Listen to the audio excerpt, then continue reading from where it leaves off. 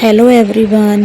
तो आज मैं एक नई चाइनीज़ बीएल एक्सप्लेन करने जा रही हूँ जो बहुत ज़्यादा प्यारी होने वाली है, जिसमें एक मैरिड मैन और उसके ब्रदर इन लॉ की लव स्टोरी है जो वाकई में एक अलग कॉन्सेप्ट है। और अगर आप मेरे चैनल पर नए हैं तो प्लीज़ चैनल को लाइक, कमेंट एंड सब्सक्राइब ज़रूर करना। तो चलिए हम अपना एक्सप्लेनेशन शुरू करते हैं।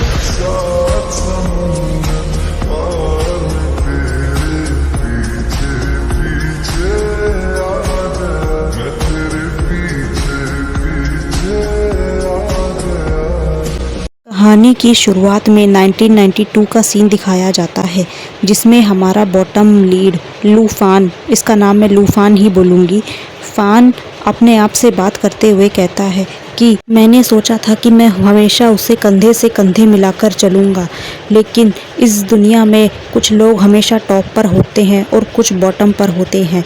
मैं उस बॉटम पर हूँ जहाँ पर मैं कभी उनके बराबर पहुंचने के बारे में और उनके बराबर जीने के बारे में नहीं सोच सकता।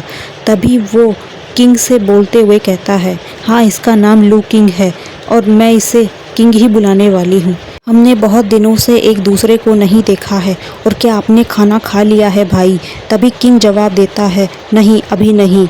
तभी लू फान कहता है, क्या मैं आपके लिए कुछ बना दूँ? तभी किंग कहता है, तुम यहाँ पर क्या कर रहे हो? क्या तुम्हारे फैमिली वाले वापस से तुमसे पैसे मांग रहे हैं या तुम्हारा भाई वापस से अपनी जॉब से खुश नहीं है? जिसके जवाब में लू फान कहता है, दरअसल मेरी मॉम मुझसे मिलना चाहती है, उन्हें मेरी याद आ रही है। तभी किंग कहता है, तुम्हारी मॉम तुम्हें याद कर रही है, लेकिन तुम कुछ दिन पहले ही तो वहाँ पर गए थे।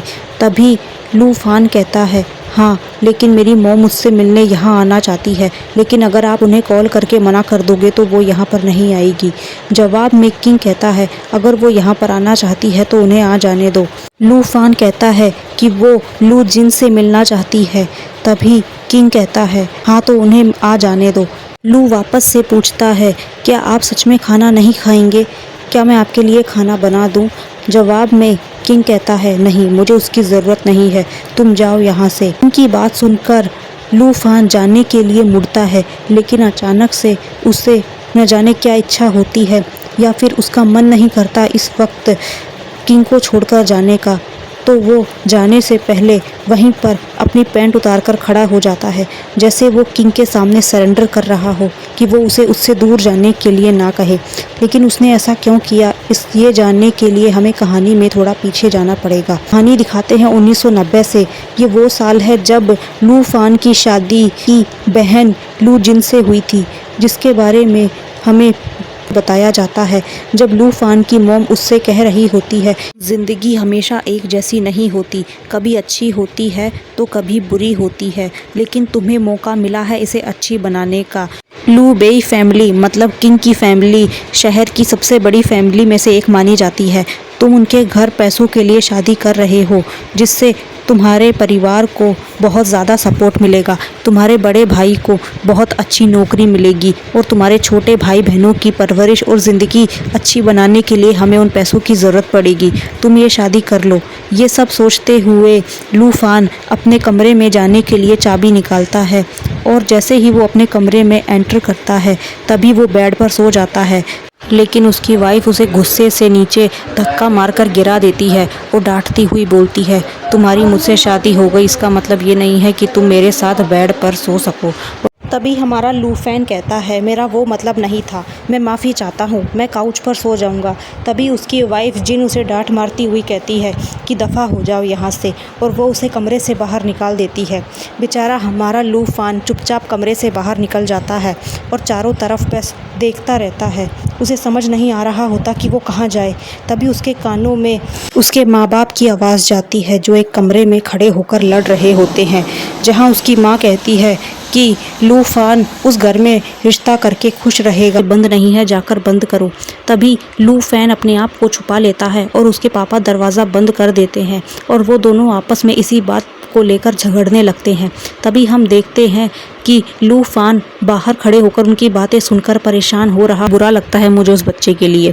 खैर, अगले सीन में हम देखते हैं कि लू फान वहाँ से जाने के बारे में सोचकर उठ जाता है और तभी उसके कानों में कुछ मेहमान लोगों की आवाज़ें गूंजती हैं जो उसी तरफ आ रहे होते हैं। इसलिए मजबूरन लू फैन को वहीं नशे में होने का नाटक करके नीचे बैठना पड़ता है और वो इस तरह रिएक्ट करता है जैसे उसे बहुत ज़्यादा शराब पी ली हो।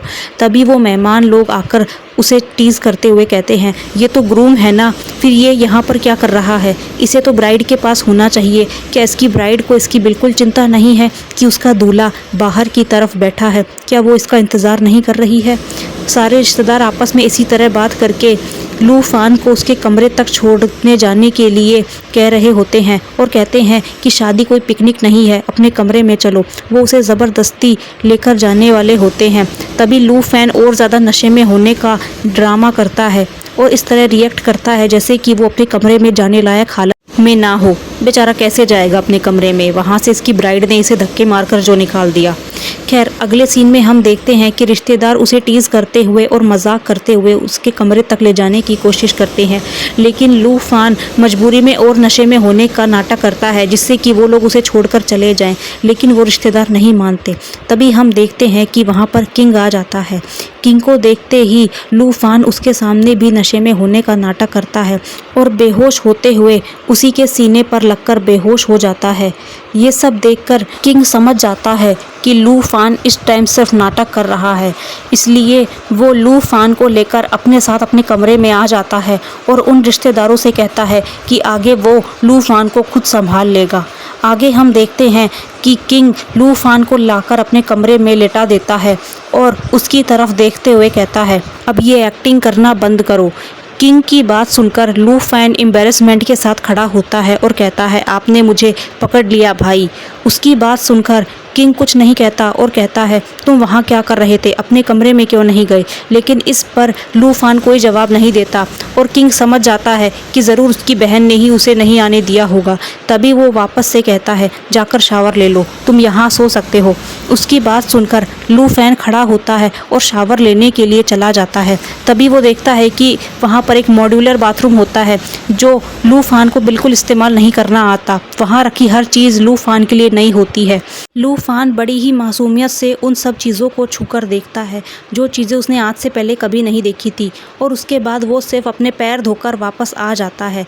लेकिन जैसे ही वो वापस आता है वो देखता है कि किंग एक बुक पढ़ रहा था और वो आते हुए कहता है, मैं आ गया भाई। किंग उसकी तरफ देखता है और बोलता है, क्या तुम शावर ले आए? बदले में लू फान से फामे गर्दन हिलाता है। किंग चलकर उसके पास आता है और कहता है, क्या तुम अपने बाल धोना भूल गए? इस पर लू फैन जवाब देता है, उसकी कोई ज़रूरत नहीं है, वो सिर्फ पानी वेस्ट करना है। तभी हमें एक बैकग्राउंड नॉइज सुनाई देती है जिसमें कहा जाता है कि लू फान को इस बात का कोई आइडिया नहीं था कि शावर का मतलब सिर्फ पैर धोना नहीं होता है। यार, इतना भी गंवार मत दिखाओ उसको। एनीवे, अगले सीन में हम देखते हैं कि किंग उसे बाथरूम में ले आता है और उसे के ऊपर शावर ऑन करके उसे भिगोने लगता है। लेकिन इस वक्त भी किंग के चेहरे पर कोई एक्सप्रेशन नहीं थे, बल्कि लू बस उसकी मासूमियत उसकी आंखों से झलक रही थी जो बार बार किंग का ध्यान अपनी तरफ खींच रही थी। और इसी चक्कर में किंग ने शावर का सारा पानी लू की तरफ मोड़ दिया, जिससे लू ने अपना हाथ बढ़ाते हुए उस शावर को पकड़ा। लेकिन किंग ने पहली बार में उसे वो शावर नहीं दिया, जैसे कि वो उसके भीगी हुई बॉडी में ही खो गया था। लेकिन अगले ही पल जब उसे एहसास हुआ तो उसने उस शावर को छोड़ दिया। लू फान ने अपने भीगे हुए कपड़े उतारे, जहां किंग ने पहले तो उसकी बॉडी की तरफ देखा और फिर नज़रें फेरते हुए कहा कि यहाँ पर बॉडी वॉश और शैम्पू रखा है, तुम अच्छे से शावर ले लेना। कहते हुए किंग वहाँ से चला गया। किंग के जाने के बाद लू फैन अच्छी तरह नहाया और जब वो बाहर आया तब किंग वहीं पर बैठा था। लू फैन हल्के से शर्माते हुए बाहर आया और बोला, ब्रो मेरे सारे कपड़े भीग गए हैं। तभी किंग ने बोला, कोई बात नहीं, कल मेरे कपड़े पहन लेना। तभी लू फान ने वापस से कहा, मेरे सारे कपड़े भीग गए हैं। तभी किंग उसका मतलब समझ गया और उसने अपना अंडरवेयर अलमारी से निकालते हुए उसे लू फान की तरफ बढ़ा दिया। लू फान ने पहले तो शर्माकर इधर उधर देखा और फिर मजबूरी में किंग के सामने ही उस अंडरवेयर को पहनने लगा। अगले सीन में हम देखते हैं कि किंग और लू फैन एक साथ बेड पर बैठे थे, जहाँ पर किंग अभी तक अपनी बुक पढ़ रहा था। तभी लू फैन ने हल्का सा हिचकते हुए कहा, भाई क्या आपके पास कैसेट प्लेयर मिल जाएगा? दरअसल मेरी छोटी बहन को वो चाहिए है। तभी किंग जवाब में कहता है, मेरे पास कैसेट प्लेयर नहीं है, लेकिन एक सीडी प्लेयर है। इसे मैं जापान से लेकर आया था, तुम इसे ले सकते हो। जिसके जवाब में लू फैन कहता है, नहीं मुझे इसकी ज़रूरत नहीं है, भूल जाओ जो मैंने कहा। तभी किंग कहता है, तुम ये अपनी बहन को सुबह दे देना, हम दोपहर तक रवाना होंगे। अभी इतना कहते हुए किंग उस सीडी प्लेयर को लू फैन को दे देता है। लू फैन उसे बड़े ही हैरानी से देख रहा होता है। तभी किंग उसके पास आते हुए ईयरफोन उसके कानों में लगाता है, जिससे वो उसके बहुत ज़्यादा करीब आ जाता है। तभी वो उसे स्मेल करते हुए उससे हल्का सा दूर होता है और कहता है, यू स्वैप दैम।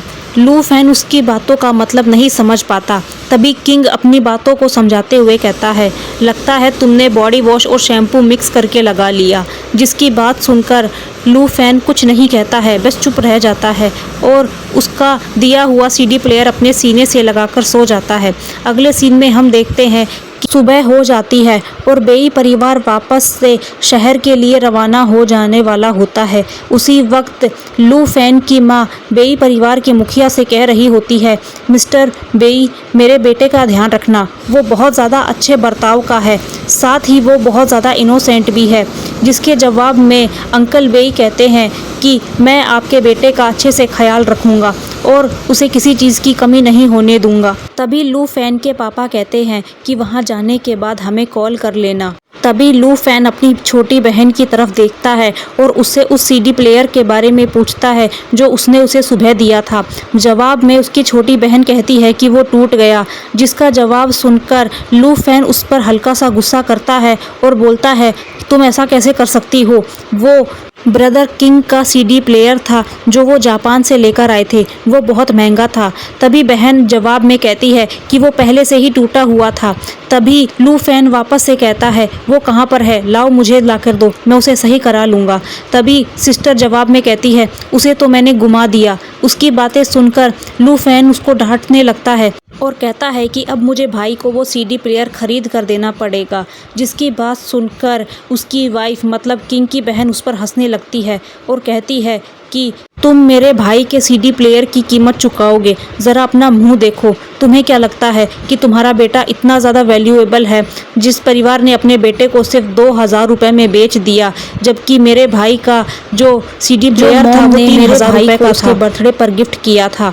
जिनकी ऐसी बातें सुनकर उसके पापा मतलब मिस्टर बेई आगे आते हैं और उसे डांटते हुए कहते हैं, क्या तुम्हें बड़ों से बात करने की तमीज़ नहीं है?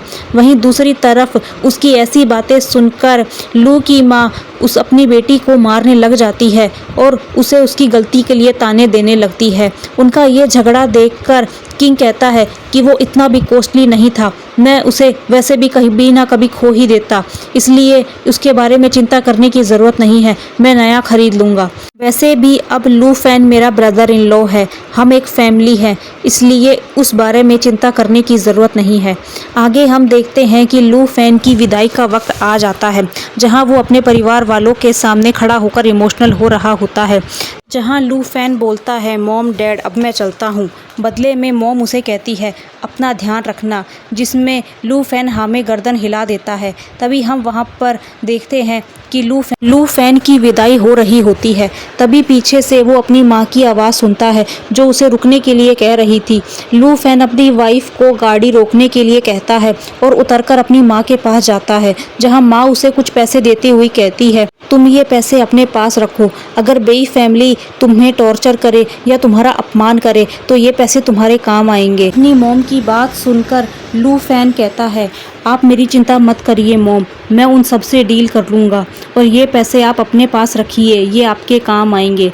तभी वापस से मिस्टर बेई अपनी गाड़ी से उतरते हैं और लू फैन की माँ को विश्वास दिलाते हैं कि वो उनके बेटे का ख्याल रखेंगे और उसे वापस से उसकी गाड़ी में बैठा देते हैं।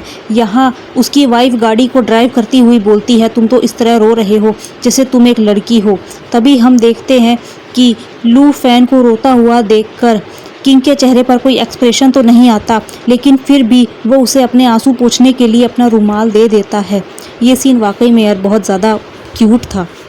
नेक्स्ट सीन में हम देखते हैं कि सब लोग शहर पहुंच चुके होते हैं और वहां पर उनकी गाड़ी एक बड़े से मेंशन के आगे रुकती है।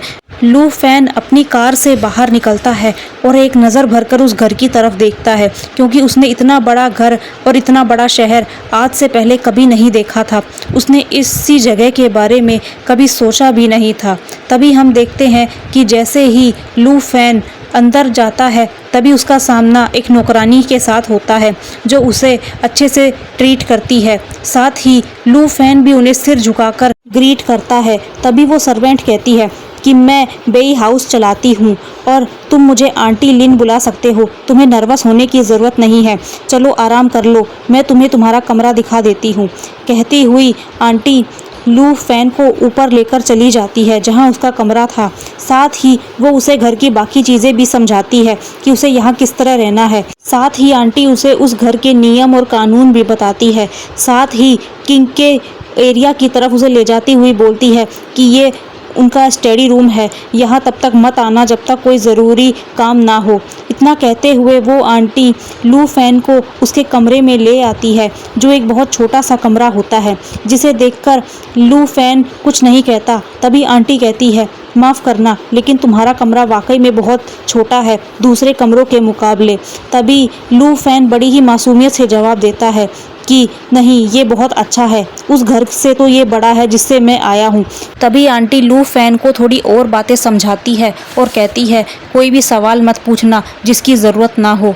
लू फैन को कुछ भी समझ नहीं आता, लेकिन फिर भी वो हाँ में गर्दन हिला देता है। अभी आंटी जाते हुए कहती है तुम यहाँ आराम करो, बेई फैमिली तुम्हारा ध्यान रखेगी। अगले सीन में हम देखते हैं कि लू फैन स्टडी टेबल को देख रहा होता है।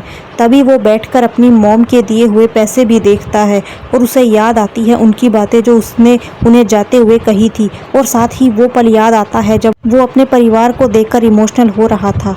तभी लू फैन को कुछ पुरानी बातें उसके मॉम डैड की याद आ रही थी, जहां वो इस बारे में बात कर रहे थे कि जिन पहले से ही प्रेग्नेंट है और बेई फैमिली में लू फैन के साथ बहुत बुरा बर्ताव होगा। यहाँ लू फैन अपने हालातों पर हल्का सा मायूस हो जाता है, जहाँ वो अपने आप को एक यूजलेस मैन की तरह देख रहा था, जहाँ पर उसने एक शहर की लड़की से शादी कर ली और उसका ससुर एक हाई रैंकिंग का आदमी था। यहाँ लू फैन को अपनी ज़िंदगी का कोई मकसद क्लियर ही नहीं हो पा रहा था, उसे समझ ही नहीं आ रहा था कि उसकी ज़िंदगी में क्या हो रहा है।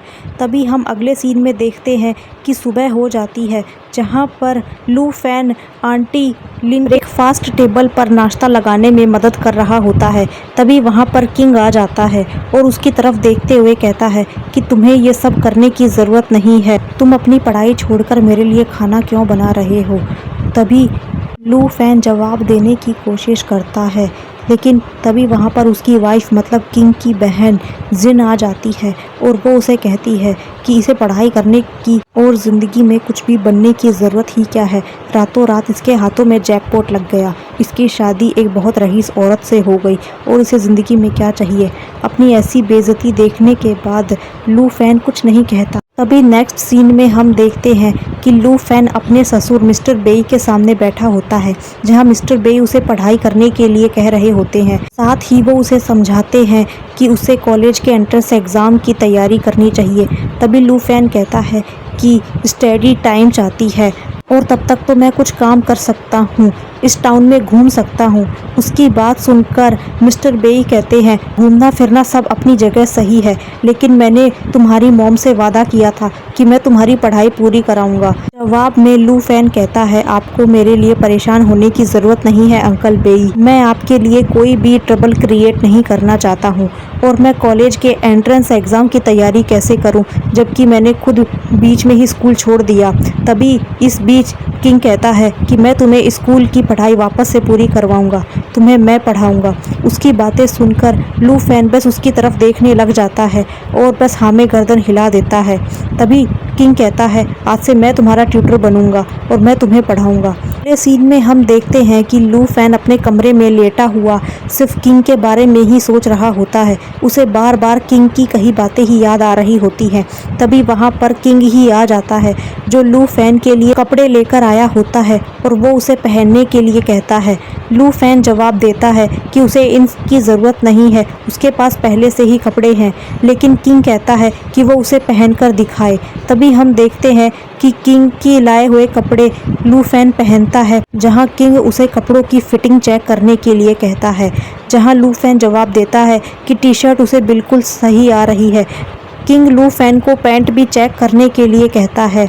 लू फैन बैग से पैंट निकालता है और उसे पहनने की कोशिश करता है, लेकिन मजबूरी में उसे वो पैंट किंग के सामने ही चेंज करनी पड़ती है, जहां वो किंग से बोलता है कि पैंट थोड़ी सी टाइट है, जहां पर किंग कहता है कि तुम इसे पहनने की आदत डाल लो, आजकल लोग यही पहनते हैं। तभी उसे बैग से एक अंडरवेयर और नज़र आता है, जिसे देखकर किंग के होठों पर एक मुस्कान आ जाती है, लेकिन लू फैन कुछ नहीं कह पाता। अगले सीन में हम देखते हैं कि किंग लू फैन को दिन रात पढ़ाता है, जहां वो उसे बताता है कि फिजिक्स, केमिस्ट्री, बायो टफ होती है, इसलिए वो आर्ट से शुरुआत करेगा। साथ ही हम देखते हैं कि किंग लू फैन को एक नया सीडी प्लेयर लाकर देता है। लू फैन कहता है कि उसे उसकी ज़रूरत नहीं थी।